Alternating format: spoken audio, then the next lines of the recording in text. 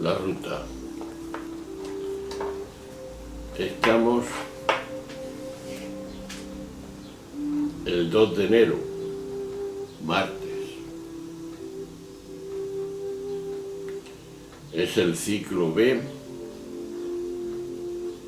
de la Iglesia Católica en su liturgia y es ya, así lo podemos decir, el 2018. Y estamos, para orden nuestro,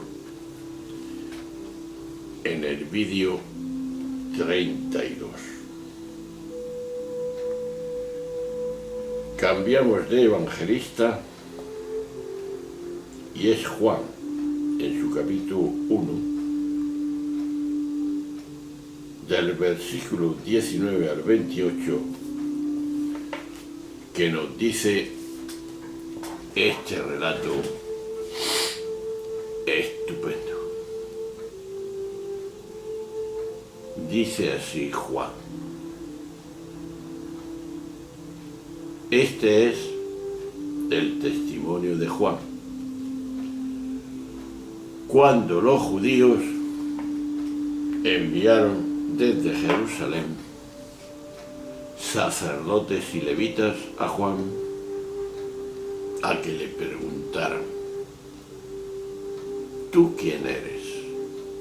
Él confesó sin reservas: yo no soy el Mesías. Le preguntaron: ¿entonces qué? ¿Eres tú Elías? Él dijo: no lo soy. ¿Eres tú el profeta? Respondió: no. Y le dijeron: ¿quién eres? Para que podamos dar una respuesta a los que nos han enviado. ¿Qué dices de ti mismo?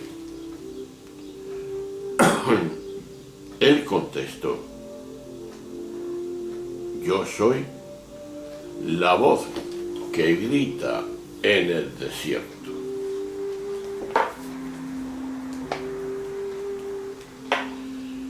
Allanar el camino del Señor, como dijo el profeta Isaías. Entre los enviados había fariseos y le preguntaron: entonces, ¿por qué bautizas si tú no eres el Mesías, ni Elías, ni el profeta? Juan le respondió: yo bautizo con agua.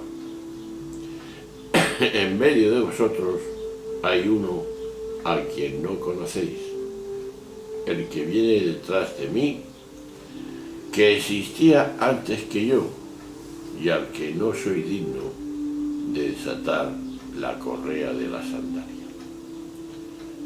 Esto pasaba en Betania, en la otra orilla del Jordán, donde estaba Juan bautizando.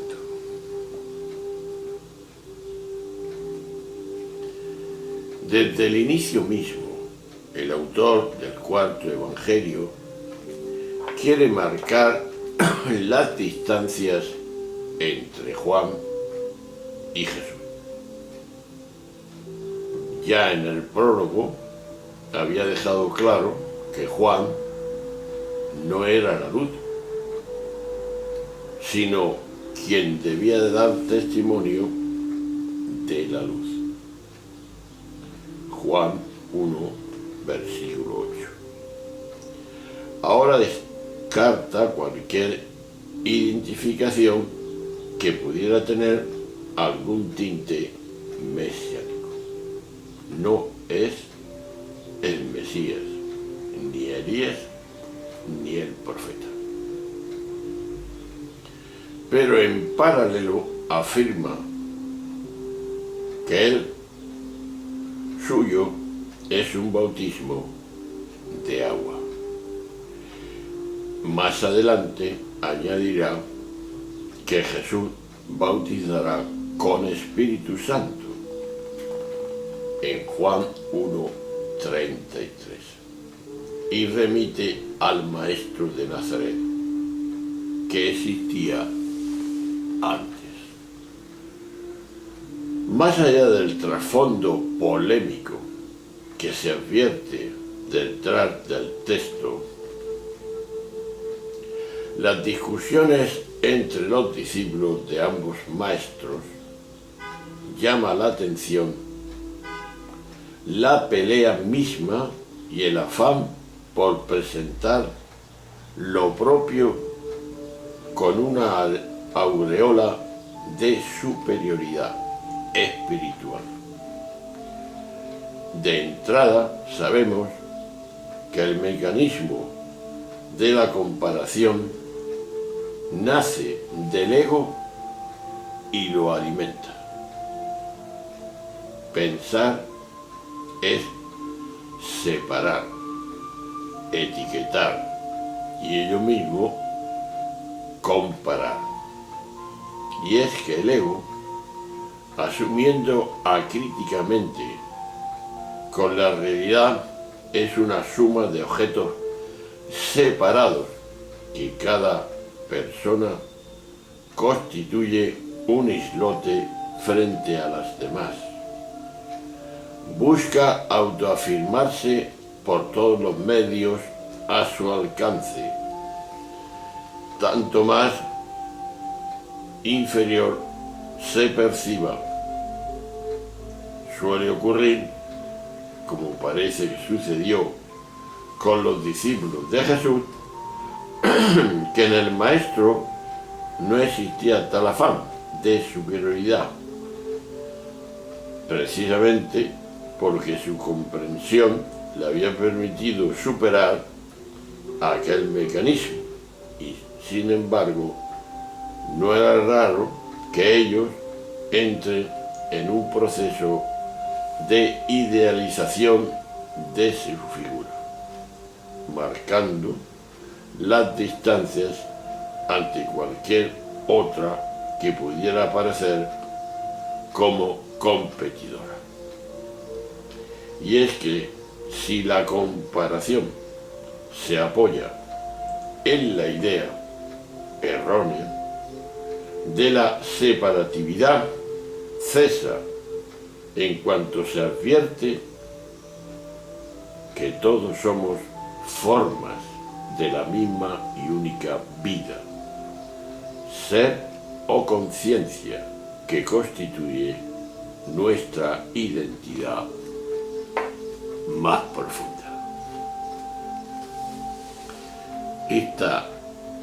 Este pensamiento psicológico y según las escrituras nos dice y nos hace que pensemos esta pregunta: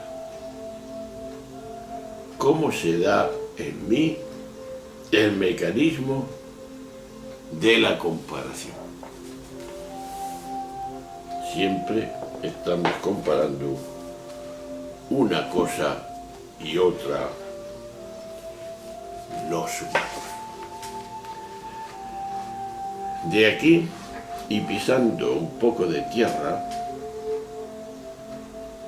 es importante empezar la lectura del Evangelio de Juan dándose cuenta de que todo este Evangelio es un gran proceso de enfrentamiento de los representantes oficiales de la religión contra Jesús.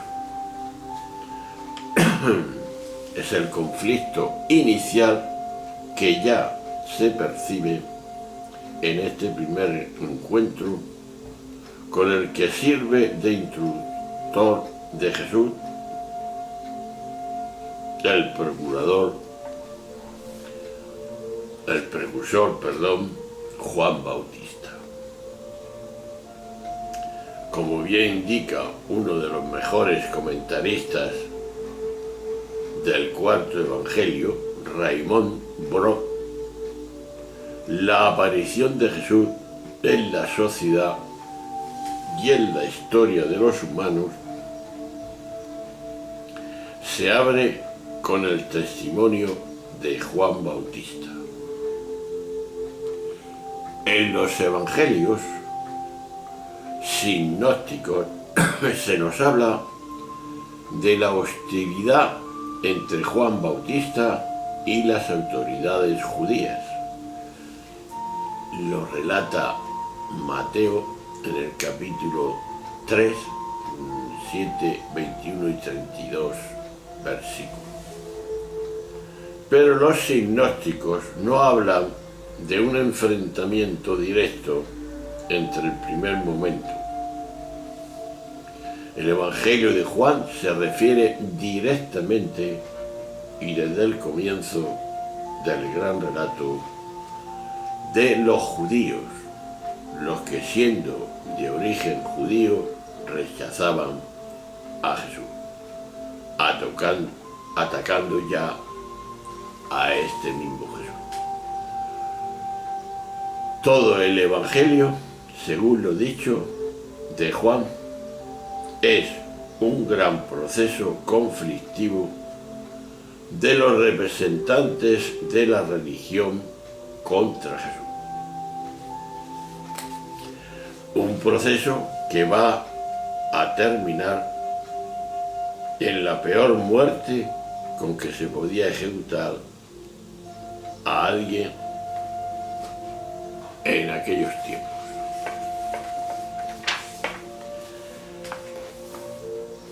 En los sinópticos, Jesús identifica el papel de Juan Bautista con el de Elías. Aquí Juan Bautista no acepta ni ese título ni el de un profeta como Mesías, como Moisés, como aparece anunciado en los manuscritos del Mar Muerto.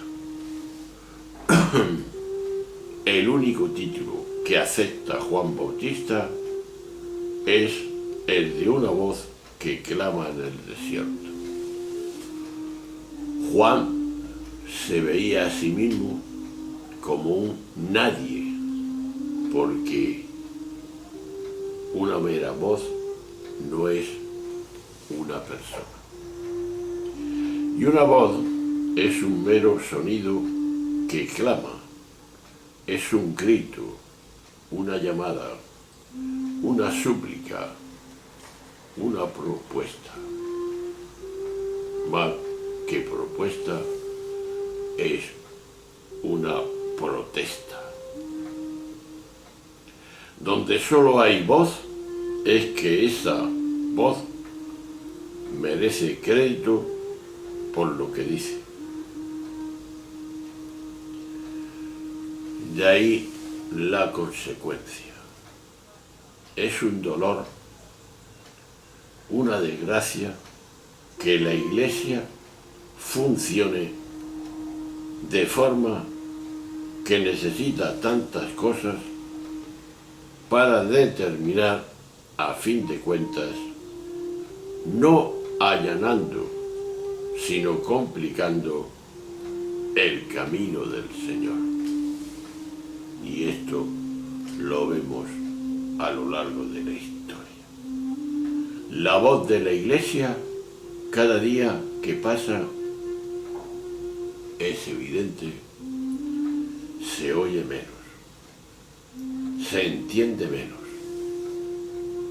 De ahí la esperanza que tenemos en este momento es la esperanza del Papa Francisco, el nuevo obispo de Roma, cuya voz clama en este mundo desierto de bondad y de sensibilidad ante tanto dolor, tanta hambre, tanta violencia y tanta injusticia.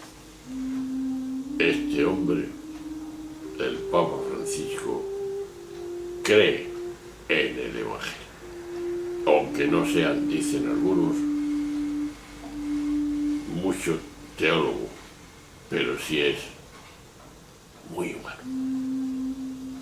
La voz, que es Juan, sigue diciendo: en medio de vosotros hay uno a quien no conocéis. Jesús sigue siendo el gran desconocido. Y está en medio de nosotros, está en el otro, sea quien sea. Lo que ocurre es que carecemos de la mirada que descubre la presencia de Jesús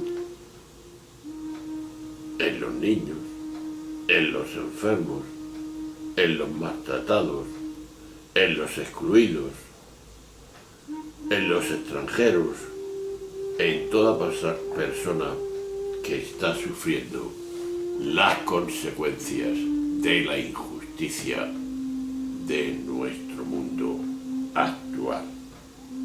En el año, digo, que comenzamos en 2018.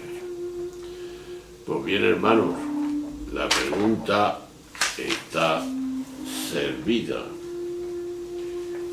y es la que hemos dicho antes. ¿Cómo se da en mí el mecanismo de la comparación? Un abrazo fuerte, hasta la próxima intervención, que será el 3 de enero, miércoles, en el vídeo 33 de la segunda semana de la Navidad en la que estamos. Adiós y hasta siempre.